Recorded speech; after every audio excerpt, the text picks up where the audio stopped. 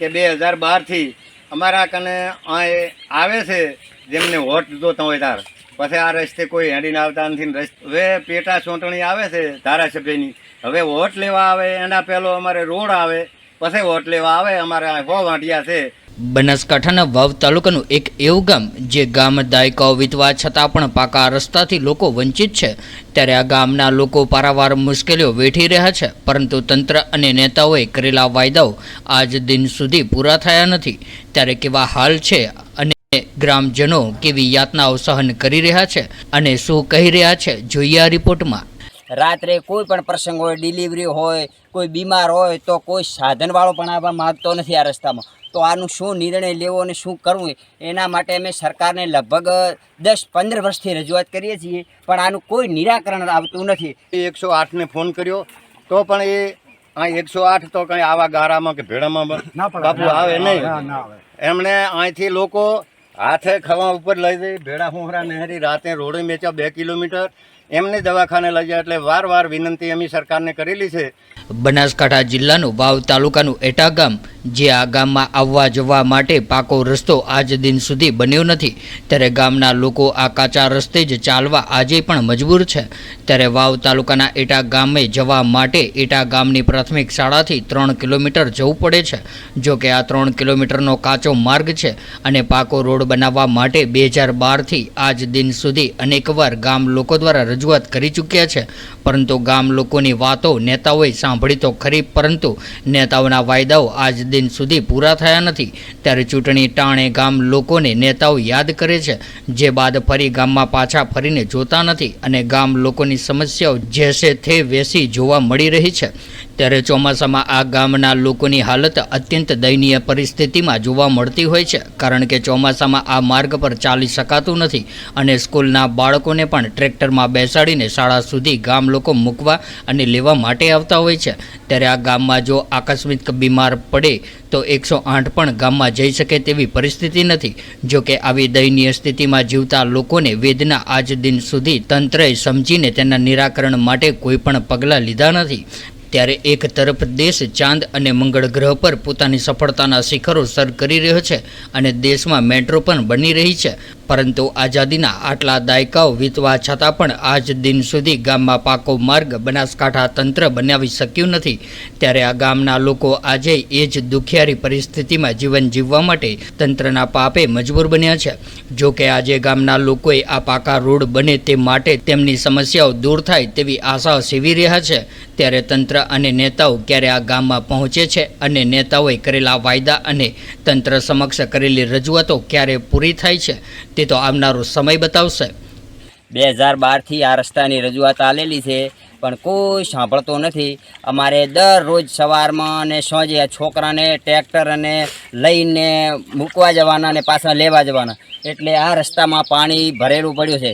રાત્રે કોઈ પણ પ્રસંગ હોય, ડિલિવરી હોય, કોઈ બીમાર હોય તો કોઈ સાધનવાળો પણ આવવા માગતો નથી આ રસ્તામાં. તો આનું શું નિર્ણય લેવો અને શું કરવું એના માટે અમે સરકારને લગભગ 10-15 વર્ષથી રજૂઆત કરીએ છીએ, પણ આનું કોઈ નિરાકરણ આવતું નથી. એટલા માટે અત્યારે લગભગ 40થી 45 છોકરા એટા પ્રાથમિક શાળા વર્ગમાં ચાલતા જાય છે. એટલે આને ટ્રેક્ટરની કોઈ સુવિધા મળતી નથી, કોઈ હાજર હોતું નથી, એટલે આનું કોઈ નિર્ણય આવતો નથી. બરાબર. એટલે હવે આ રસ્તાને ખાડા બહુ ભરેલા પડ્યા છે, લગભગ 4-5 જગ્યાએ ખાડા છે. છોકરા અડધા નિશાળે જતા પણ નથી. એટલે હવે આનું શું કરવું અને શું ન કરવું મારે આપણે એક હાથ જોડીને વિનંતી કરતા હતા રજૂઆત સરકારમાં કે અમે અમારી રીતે અમારો આ રસ્તો છે, અમે રજૂઆત 2012થી કરેલી છે. અમારા ગામમાં હાથી સરપંચ હતા મોરવાડિયા, અહીં બાબો મહારાજ હતા, એમના લેટર પેડ પણ અમે આપેલા છે. એના પછી અમારે શાળા છે, રામનગર શાળા, આંગણવાડી છે. એના માટે અમે આ રસ્તા સારું વારંવાર રજૂઆત કરેલી છે. આ બધા તમામ ભાઈઓ અમારા ભેગા છે. આવડા બચ્ચાને અમારે અહીં 2 કિલોમીટર રોડ ઉપર શાળાએ મૂકવા જવા પડે છે. એટલે અહીં બાઇક હેડવાનો કોઈ રસ્તો નથી. ટ્રેક્ટર લી આ પડ્યું, પાછળ ટ્રેક્ટર પડ્યું છે, ટ્રેક્ટરમાં બાળક બેહારી મેલા આ અમારા ભેડા ભરેલા પડ્યા છે. વારંવાર રજૂઆત કરેલી છે. અમારે હમણાં મેં ચાલુ હતો રાતનો એક પ્રશ્ન એવો હતો કે ડિલિવરી પ્રશ્ન તો આપણે સૌ જાણા હતા, સરકારે જાણે છે ને આપણે બધા જાણા હતા. એટલે એ પ્રશ્નમાં અમે 108ને ફોન કર્યો તો પણ એ આ 108 તો કઈ આવા ગારામાં કે ભેડામાં બાપુ આવે નહીં. એમણે અહીંથી લોકો હાથે ખવા ઉપર લઈ જઈ ભેડા હુંહરા નહેરી રાતે રોડે મેચા 2 કિલોમીટર એમને દવાખાને લઈ જાય. એટલે વાર વિનંતી અમે સરકારને કરેલી છે. એટલે અમારી જો રાડ સાંભળતા હોય તો આરી રાડ રસ્તાનું અમારું અમે વાર આપેલું છે, પણ આ રસ્તો અમારો કંઈ થતો નથી કે કોઈ સાંભળે છે કે નથી સાંભળતું કે એ કાંઈ અમારી રજૂઆત કોઈ વાર આપણે બધી કરેલી છે. અને આખો વિસ્તાર અમારે એટા અને લાલપુરા અહીં 100 ઘર છે અમારા, એક 100 ઘર છે. 100 ઘરમાં અમે 2 પેટા વર્ગ છે. અમારે આંગણવાડી ચાલુ છે, રામનગર શાળા ચાલુ છે, એની રજૂઆત કરેલી છે. આનંદ પ્રકાશ શાળા અમારે રોડે છે.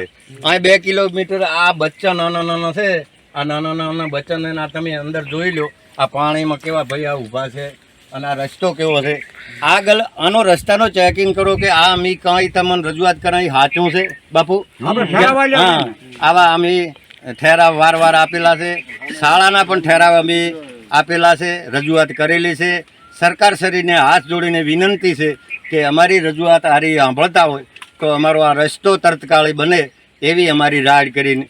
3 કિલોમીટર પાણીમાં છોકરાને તેડીને મૂકવા હતા નિહાળીએ, અને આ રસ્તામાં બહુ ખરાબી. કોઈ 2 મહિને રાજે મોડાવેલી તેડીને કોઈ સાધનવાળા આવતા નથી. રસ્તો ખરાબી છે. ટ્રેક્ટરમાં લઈ રોડે પહોંચતા હતા, સાધનમાં ભાભર લઈ જતા બરોબર. અને કોઈ મોડાવેલું બહુ પાણીની તકલીફ છે. સાધનામાં કાંઈ કોઈ સાધન આવતા નથી. અને સરકારને વિનંતી કરાવતા 2012થી આ પાણી બહુ અહીંયા રસ્તો ખરાબી છે. બધાને અમે રજૂઆત કરેલ છે, નિકાલ આવતો નથી, કોઈ લોકો સાંભળતા નથી બરોબર. અને બહુ ખરાબ રસ્તો છે. કે રસ્તો અમારો 3-4 કિલોમીટર જેવો ખરાબ છે. પાણીના ખાડા ભરેલા છે. છોકરા ત્યાં નિહાળી આતામથી નિહાળીમાં તે લોકો મૂકવા પડે છે. ટોલામાં ટ્રેક્ટરના કોઈ હાથમાં કોઈ અમારે કોઈ વેન્ચર મારા અમારે સરકારને ચીલી વિનંતી કરી છે. અને આ રસ્તો ખરાબ છે ખૂબ. એટલે હવે અમારે તમારા પેલા એમ છે કે કામ કરીને આટલો રસ્તો સુધારો. મારે ઘરે અશુભાનું ડિલિવરી કોઈ પર્સિંગ હોય, કોઈ માદા હાથવા હોય તો અમારે ત્યાં લઈને અશુભાન થવાનું રાતનું વગર રોડે. એટલે સરકારશ્રીને વિનંતી કર્યા હતા કે આટલો અમે રસ્તો 4 કિલોમીટર બનાવીએ. રામનગર શાળા છે એટલે આનો પ્રકાર બાપુથી. એટલે આટલો સરકારને ખૂબ વિનંતી છે.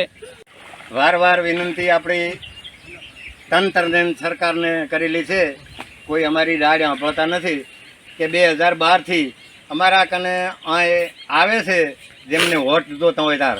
પછી આ રસ્તે કોઈ હેડીને આવતા નથી. રસ્તે આવી અમારો 3 કિલોમીટરનો રસ્તો અમારે પાસ થઈ ગયો હતો. ત્યાં જઈને આ થયું. હવે પેટા ચૂંટણી આવે છે ધારાસભ્યની. હવે વોટ લેવા આવે એના પહેલો અમારે રોડ આવે, પછી વોટ લેવા આવે. અમારે 100 વાંટિયા છે.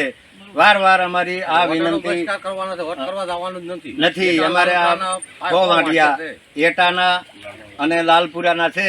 એટલે અમારે હાલને વોટિંગ કરવા જવાનું નથી. સૌની અમારે વિનંતી આ છે ને ભાઈ બધાને, આ બધાની રાડ એક જ ને.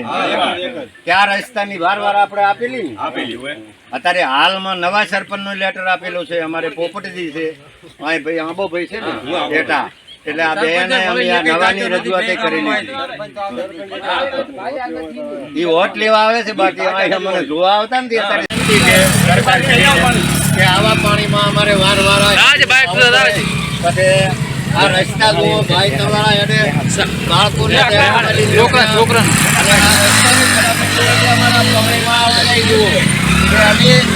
અમારે વિનંતી કરી, પત્રકારને વિનંતી કરી છે કે આટલી રજૂઆત અમારી સરકારમાં થાય. આમ જુઓ બહાર જાય આ માણસો જીવિકા આવે આવા ભૂખા હોવા એટલે બહુ તકલીફ પડે છે. કોઈ બીમારી હોય કે ગમે તે પ્રશ્ન હોય તો પ્રશ્ન અમારે માર્ગનો બહુ અને આ ટ્રેક્ટર આગળ પડ્યું છે. ટ્રેક્ટર લઈને આ બાળકોને મેળવાના હતા. અમારા અહીંથી 40 છોકરા જાય છે. આનંદ પ્રકાશ શાળા છે. આમાં અમારી રામનગર શાળા છે. આંગણવાડી છે.